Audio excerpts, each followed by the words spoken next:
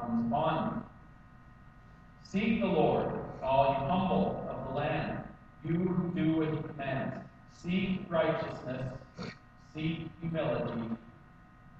Perhaps you will be sheltered on the day of the Lord's anger.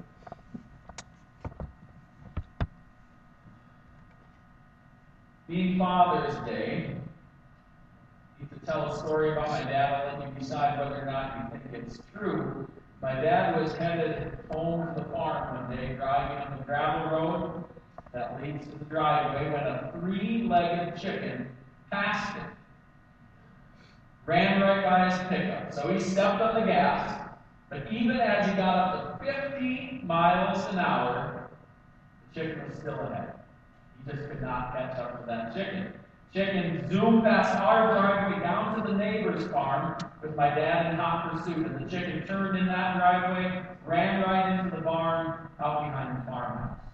So my dad drove up onto the yard and got out and found their neighbors and told him what he had seen.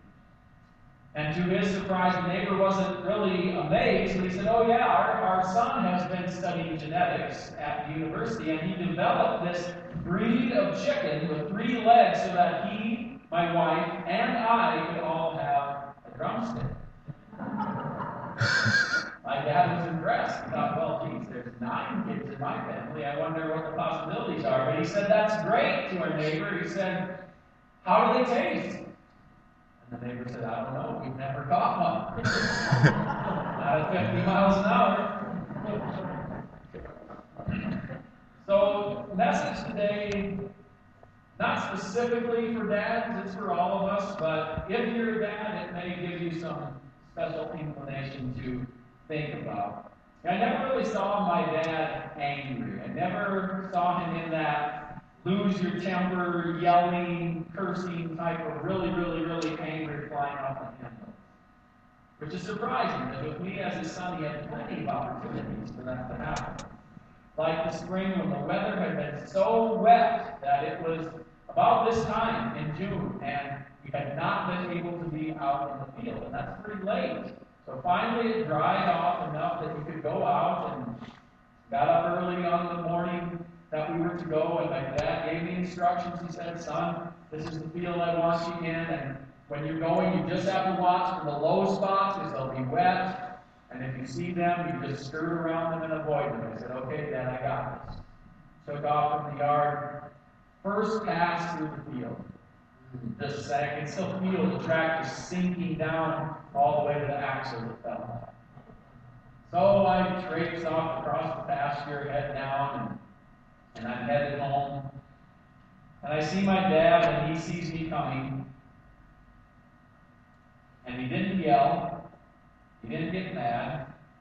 When I got there, he just gave kind of a slight chuckle and shook his head a little bit. Said, "Well, let's go get the neighbor." I've never forgotten that. I've seen my dad knocked down by pigs in manure. I saw him hit his head on a truck bar when he was climbing into the back. I saw him get his hand pinched really hard in a gate. All sorts of things, some that I caused, and never ever saw him just lose it, never go on a tirade. The most I ever got from my dad, with all the hijinks I did, was, "Donnie, that's disappointing." That was it. Not anything more than that. So when I read in Zephaniah and other places in Scripture about days of judgment and God's wrath and God's anger and the coming day of the Lord, it's not something that I relate to with any experience from my own father. I never had the "wait till Dad sees this" kind of moment as I was growing up.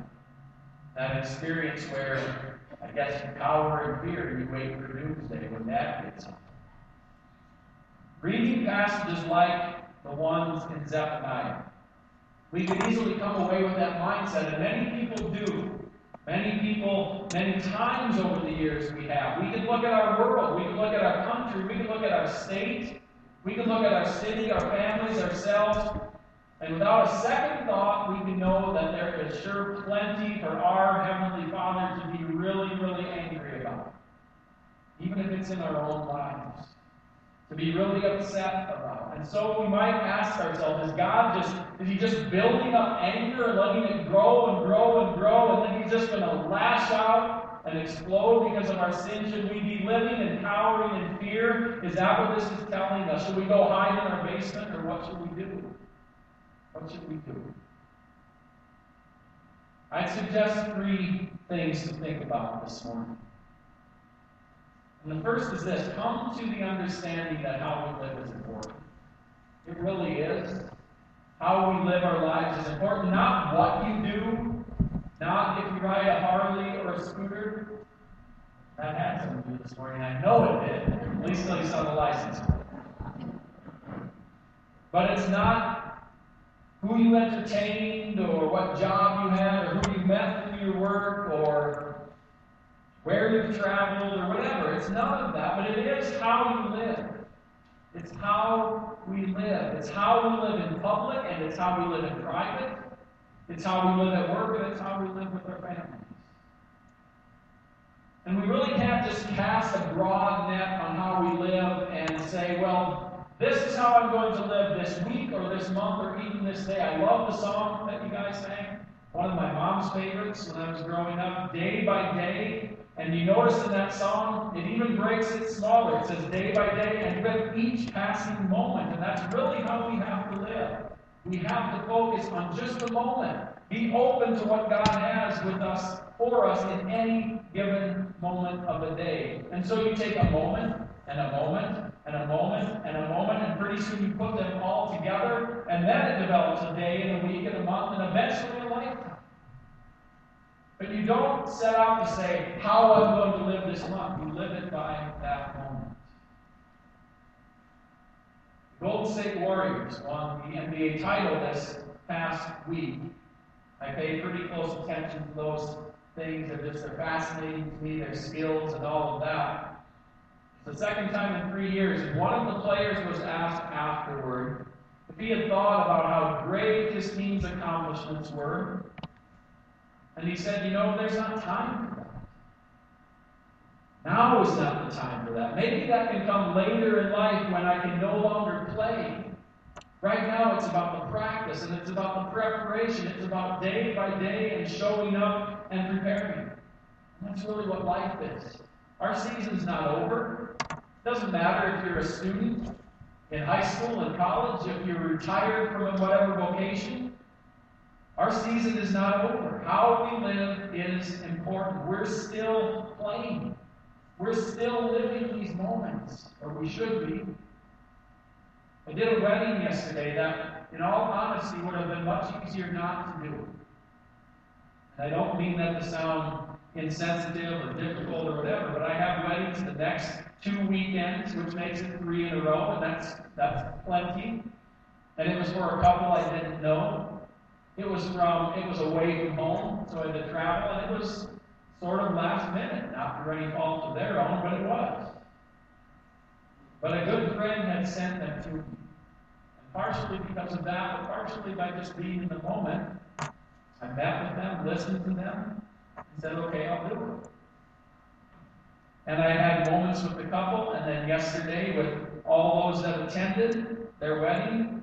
All of those folks new to me, some from around Wyoming, some from out of state. And you know what? They were good moments. They were good moments for a message of hope and marriage and God and conversation with people like the DJ and people from Wisconsin and Douglas and all over the place. And you could sense God working in people's hearts. That He had their attention. And I thought as I drove home, how we live is important. How we choose in each moment is important. How we live is a collection of moments. We can't spend too much time fussing about them or worried about them or celebrating or regretting, because there's more to live right now. There's another moment to live today.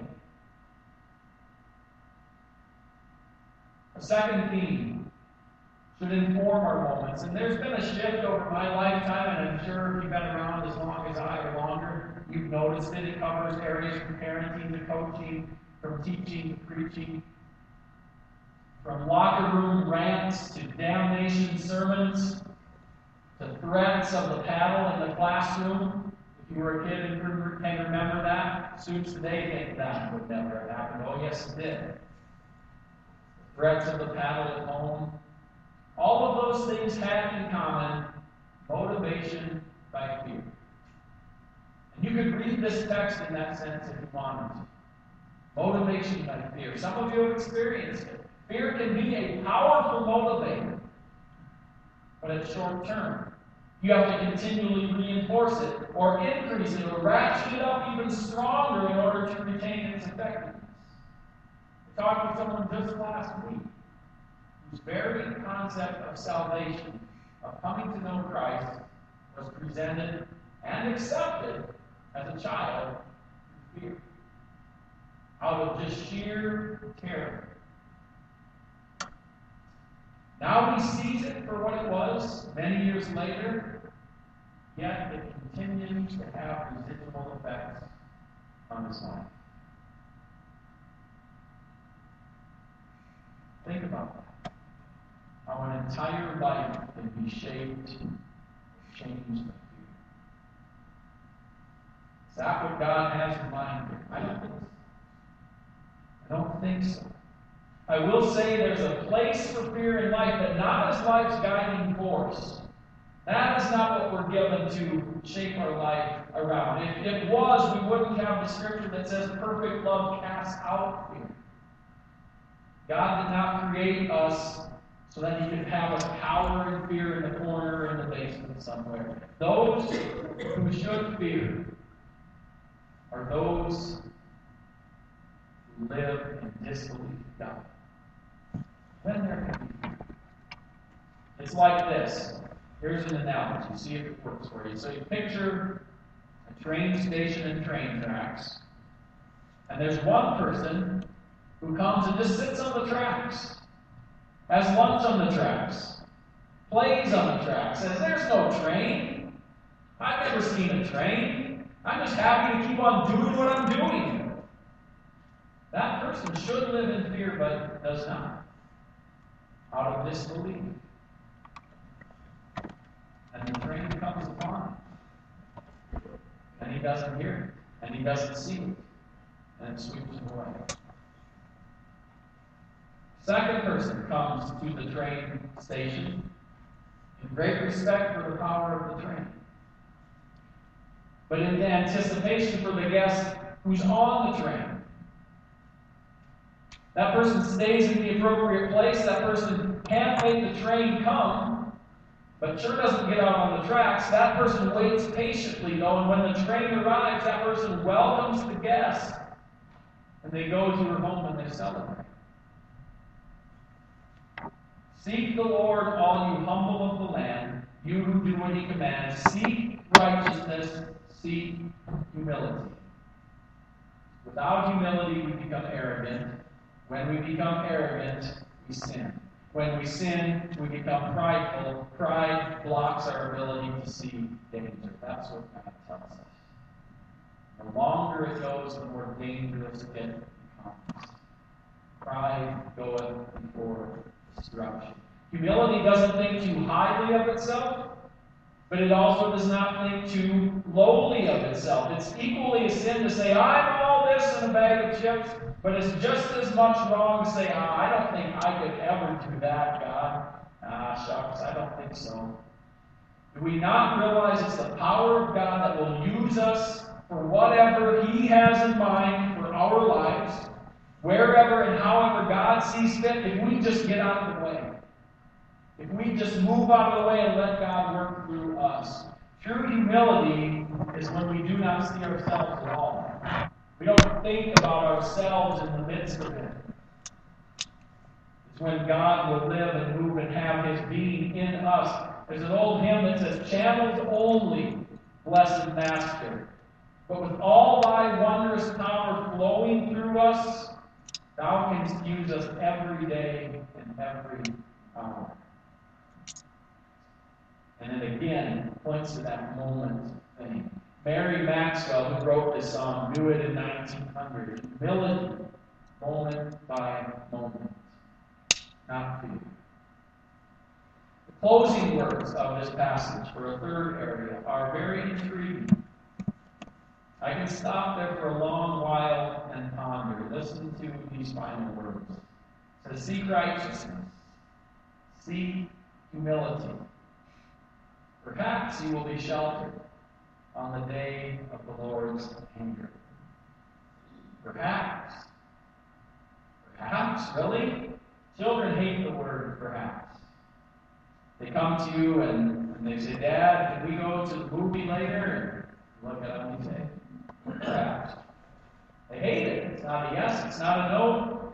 It's nothing. It's frustrating for them. It's aggravating. It's non-committal. It either keeps you guessing or it makes you trust. That's the third insight. How we live, which is moment by moment, then live in humility, and then third, trust.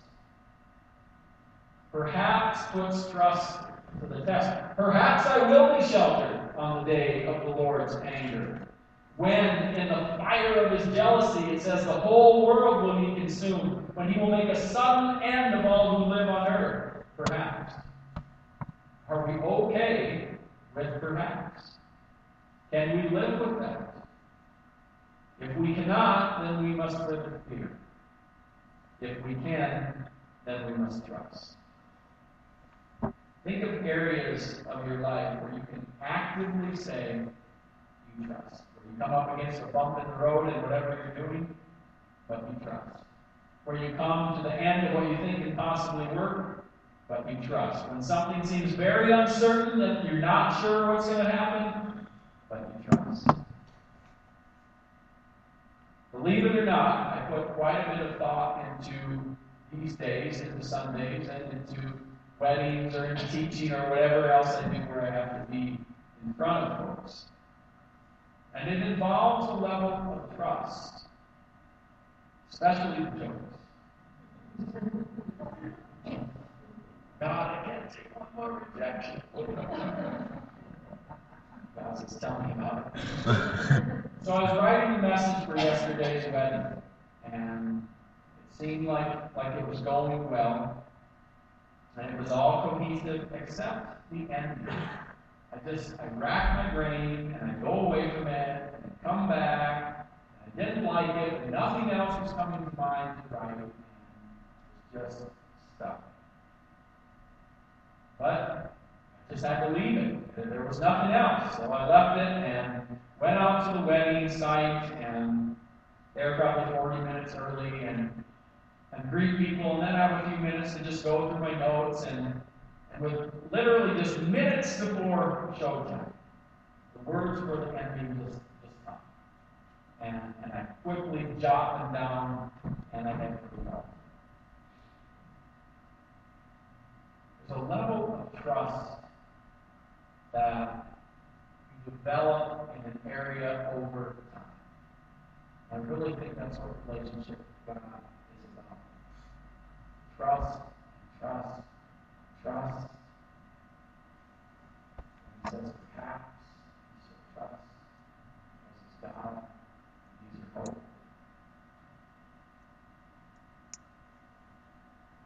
So I say, perhaps, I'll forget what I was going to say. Perhaps I'll fall flat on my face with what I say. But God will have me say what I can say. Trust. God is in control of our outcomes, our coming, our going, our waking, our sleeping, our speaking, our working, our future. Do we trust and we live with perhaps? So back to my dad, I realize now, all these years later, I was probably 14 when that happened. I realized that trust is why my dad did not get angry. I got stuck in the field and came trudging home. Even though it was already late for planting. Even though I had just set things at least another half day back in the time it took to find somebody to help us get out and get unstuck. Even though he had explicitly, clearly warn me to avoid the mud. Perhaps there would be no crime. Perhaps I had just impacted his livelihood and his ability to care for his family.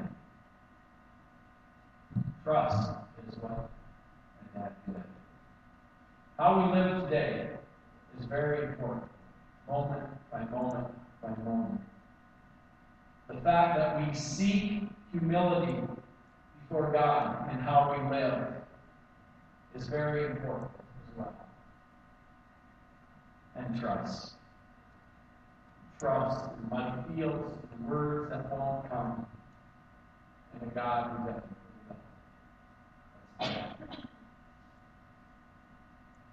Dear God, we thank you today on Father's Day.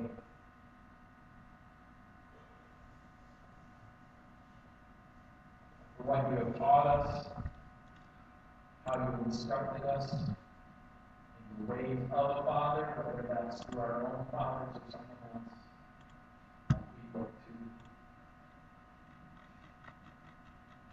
And God, because of what you teach us,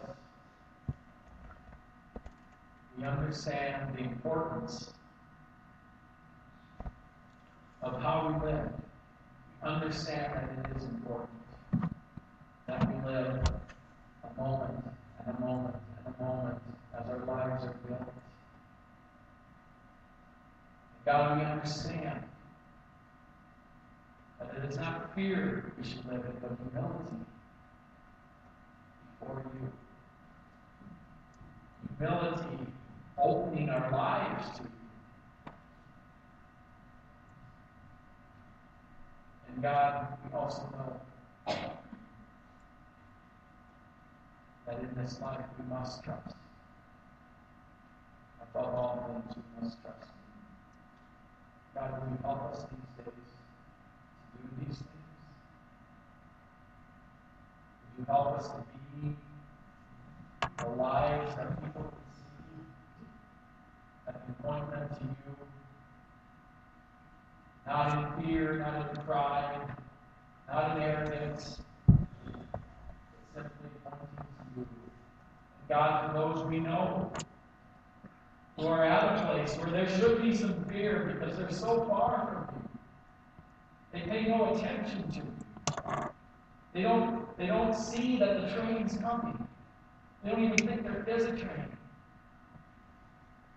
God, will you help us, not in our own might, but by your Spirit, reach them. And not say, oh, that's it. God, help them. To know that they too will be creation. God, we thank you. We give you praise for this moment.